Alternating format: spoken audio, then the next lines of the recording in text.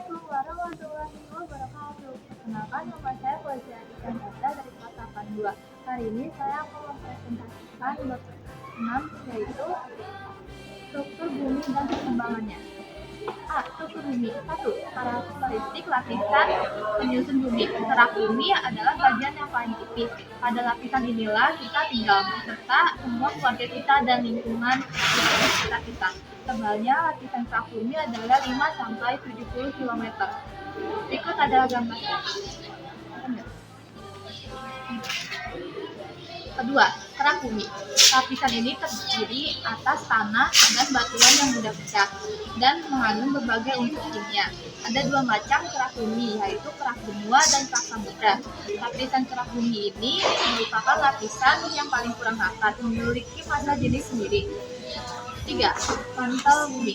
Lapisan ini merupakan lapisan yang paling tebal, yaitu 2.900 km dan paling berat di antara lapisan lainnya. Mantel terdiri dari dua lapisan, yaitu mantel luar dan mantel bawah atau dalam. Karena banyak mengandung batuan, lapisan mantel lebih rapat, bermassa jenis lebih tinggi dan dibandingkan kerak bumi.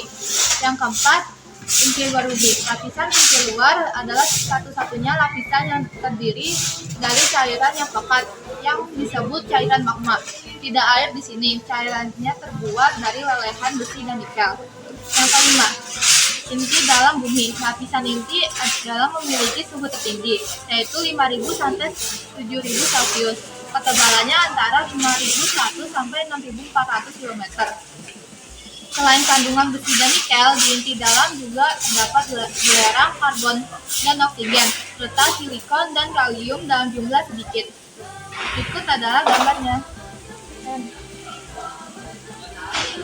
B. Lempeng tektonik. 1. Mengapa lempeng dapat bergerak? Arus konveksi seperti ini juga terjadi pada lapisan bumi yang cair, atau disebut astenosfer. Astenosfer adalah lapisan yang berisi cairan pekat karena di dalamnya mengandung lelehan batuan. Letak astenosfer tepat di bawah litosfer. Gambar berikut menunjukkan arus konveksi yang terjadi pada lapisan bumi.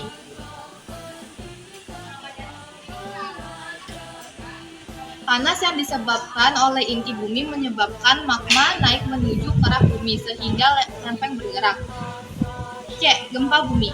Gempa bumi adalah bencana yang dapat membawa kerusakan besar, baik pada bangunan, jalan, jembatan, alam, bahkan hingga merebut nyawa manusia. Sesungguhnya dalam satu tahun terjadi 10.000 sampai 30.000 gempa bumi akibat pergerakan lempeng baik secara konvergen, divergen, dan transform. Berikut adalah gambarnya. 1. Bencana apa yang terjadi setelah gempa? A. Gempa susulan. Setelah terjadi gempa utama yang bermagnitudo besar, lempeng bumi yang telah bergerak karena saling bertumbukan atau bergesekan membutuhkan waktu untuk kembali ke posisi stabil. Pergerakan kembalinya lempeng bumi ke posisi stabil setelah gempa bumi utama ini yang menyebabkan gempa susulan. B. Tsunami. Tsunami dapat terjadi saat epicentrum gempa terletak di dasar laut sehingga menyebabkan gelombang besar. Walaupun pada awalnya gelombang yang terjadi hanya setinggi 2 meter, namun dengan pergerakan yang sangat cepat hingga 800 km per jam sampai saat mencapai perairan dangkal, ketinggian gelombang meningkat pesat. Gelombang yang sangat cepat ini memiliki energi yang sangat tinggi untuk menghancurkan apapun yang dilewatinya. D. Gempa bumi. Pada saat letusan terjadi, keluarlah lava, debu, dan awan yang sangat panas, serta gas hidrogen sulfida. Peristiwa ini disebut sebagai erupsi gunung berapi. Pada warnanya, lava berwarna hitam memiliki suhu kurang dari 5.000 Celcius. Lava warna merah memiliki suhu 5.000 Celcius sampai 9.000 Celcius.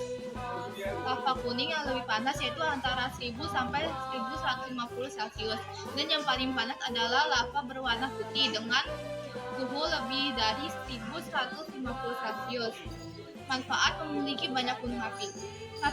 Banyak sumber mineral dalam bentuk biji logam yang terletak pada batas lempeng. 2. Sumber energi berupa minyak bumi yang berasal dari fosil. 3. Sumber energi berupa gas bumi atau yang disebut sebagai energi geotermal. Ketiga, tanah yang subur karena debu vulkanik yang terdekomposisi. 4. Gunung berapi juga menimbulkan keindahan alam. Sekian presentasi dari saya. Mohon maaf kalau ada kesalahan kata.